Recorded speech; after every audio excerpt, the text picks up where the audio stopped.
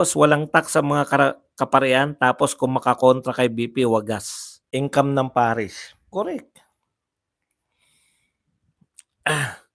Oh, ayan, tama po yan. Alam niyo mga kaparian, ayusin niyo muna yung sa inyo. Ang daming issue ng mga sexual harassment sa mga pari. Ba't nakikialam pa yung mga pari na yan? Correct. Lovely, totoo yan sila. Nagtatago ng NPA pag hinahabol ng militar. Yung mga pare. Sir Badong, sana tinanong mo rin sa mga kaparian yung mga kabaklaan na pinaggagawa nila sa seminaryo tapos ipokritong si BCP. Sir Bad, si Vic Rodriguez ba tao ni Aimee? Si Pamat Marlon ba tao din ni Aimee? Paano nyo naman nasabi, nasa lineup po yan? Ewan ko po sa kanila, pero sa lineup po yan ni ano. Nasa lineup po ni Tatay Digong yan si Vic Rodriguez. Inano niya po yan, in-endorse.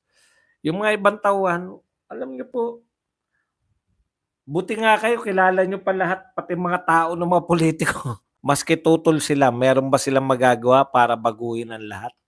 May magagawa ba sila para pigilan ang mga kalokohan ni Tambaloslos? Tanong lang po. Meron po. Yan pong pirma na yan, magbabago po yan.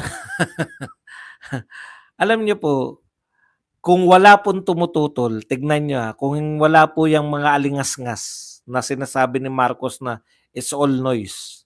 Kung wala po yan, tuloy-tuloy na po yan. Napirmahan na ni Marcos yung 2025. Pero dahil po sa dami po ng alingas-ngas, no?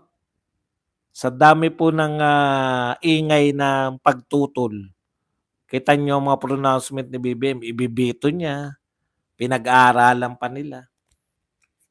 Last year, walang tutol-tutol, pirma lang. Malacanang ngayon, Sir Badong, ginawang den of thieves at saka drug chamber bubble dahil yan sa kapangyarihan ni Bangag. Tapos ang problema, no, panay ang sisi nila sa mga Duterte, doon ako hindi makapaniwala eh.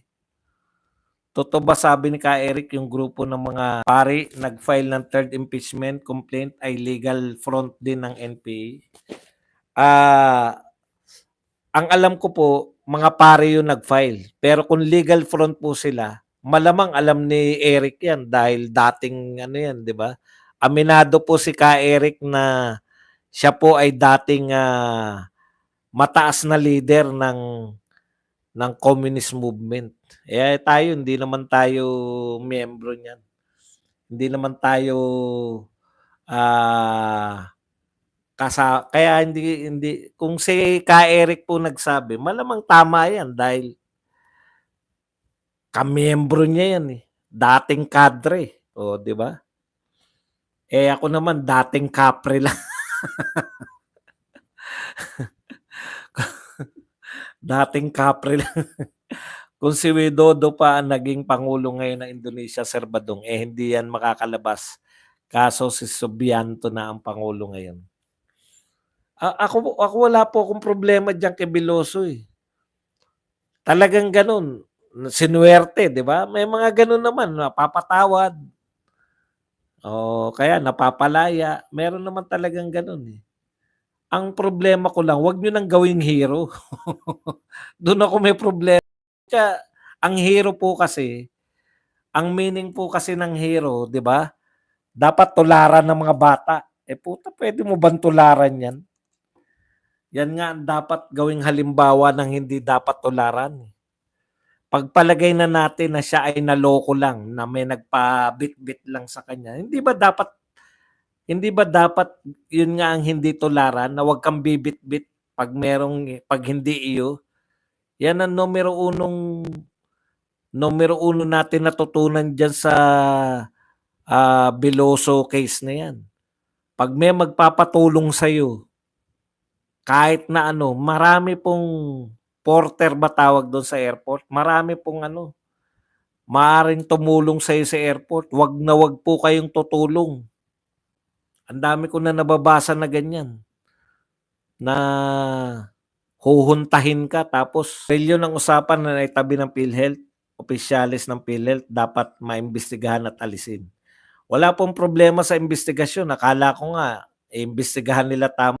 Nung nagsalita yung Asidre, sabi ni Asidre, kasalanan ng mga Duterte 'to, anak ng pupa. Yung imbestigasyon pala ng PhilHealth sa Duterte pa rin. Ngayon po tayo may problema sa PhilHealth, ngayon po may Duterte na naman. Wala ba kayong alam talagang sisihin kundi Duterte? Tabunan din yung kaso ni Garma, halatang pinatakas ang mag-a-apply na asylum sa USA. Isa pa pong punto natin. Ito pong mga ginagawa po nilang malaking usapin yung pagtatanggal ng mga pera, mga mukha ng mga bayani at mga presidente sa pera ng Pilipinas. Para lang po mapag-usapan at wag na pong pag-usapan yung ginawa nila sa budget. Hindi po. Wala kaming pakialam kahit na ano ilagay nyo rin sa pera as long as yung pera natin ay ilaban nyo naman sa dolyar. Nung panahon ni Duterte, talagang magagaling yung ating Bangko Sentral ng Pilipinas noon. Sisihin kung sino ang dapat managot, siya managot. Lakas ng katamaran ni Tambaloslos. Hindi po katamaran yan. May tinatago talaga yung mga yan. Mga pagmumukha daw ng quad kung papalit sa pera. Hindi, ginagawa lang nila usapin para akala nila maaalis pa sa utak ng tao yung ginawa nila sa budget eh. O ngayon, mga militar na yan, mga retired general. Puro Duterte sinisisi, dinugtong lalo, tuloy silang nagmumukhang engot. Payag ako ilagay si BBM. Basta yung mukha niya nakangiwi. Mukha ni Tambaloslos nilagay sa pera, tapos buhaya yung hayop. Only in the Philippines, na ang daming problema, tapos isisisi mo sa dating administrasyon. Mga walang katuturan. Wala po bang karapatan ng taong bayan sa pagpasok ng Afghanistan? Alam nyo, mali po yan, no? Kasi ang katwiran, papasok sila sa Pilipinas, tapos aayusin muna. Ibig sabihin, di narito na sa Pilipinas, ayusin muna yung mga papeles, yung mga po pwedeng pumunta sa US, ayos na lahat. Alamin nila kung sino yung kung sino yung mga malilinis, yun ang dadalhin sa US. Anong gagawin nyo sa mga hindi nyo mapipili? Maiiwan dito? Naknang po pa. Alam nyo, lahat na lang problema natin. Dati ang ganda ng natin eh. Maganda po yung ating foreign policy. Friends to all, enemies to none. Kaibigan natin si Putin, si Xi Jinping, si Donald Trump, Australia, Canada, Japan, South Korea, New Zealand, lahat kaibigan natin, India, lahat ng mga makapangyarihang bansa, kaibigan natin. Ngayon, bumalik tayo sa friends to one. US na lang uli at mga kaalyado. Nakita niyo yung ginawa ng Russia?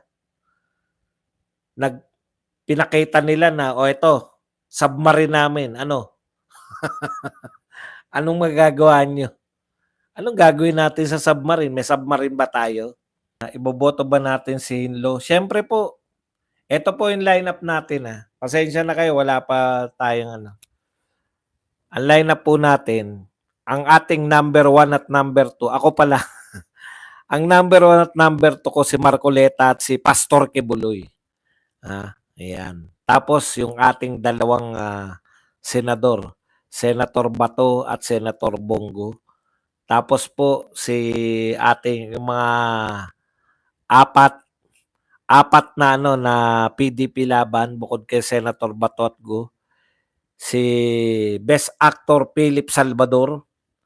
Yung tatlo nating attorney Hinlo, attorney Bundok at attorney Lambino, attorney Vic Rodriguez at saka si Chavit Singson. Yun lang po ang ating 10. Tama po kayo dyan. Yan ang dapat iboto. Kailan ba sumakop sa atin ng China? Napirma na ba ni Bangag ang budget? Hindi nga po kasi pinag-aaralan pa. Boss, sino ang ibiboto mo kung di akin solid Duterte tayo, boss? Siyempre, makakaasa ka. Sir Badong, Pasok lahat ang lineup ni Tatay Digong. Wala tayong palalampasin diyan. Kayong mga galit sa China, ipatatapon niyo na ang mga cellphone niyo, tignan ko lang. Kami pa papaalisin niyo sa Pilipinas, eh. Bahala na kayo kung magdadagdag pa kayo o ano. Wala akong problema kay Doc Willie Ong. May problema ako 'pag ang binoto niyo yung mga Marcos lineup.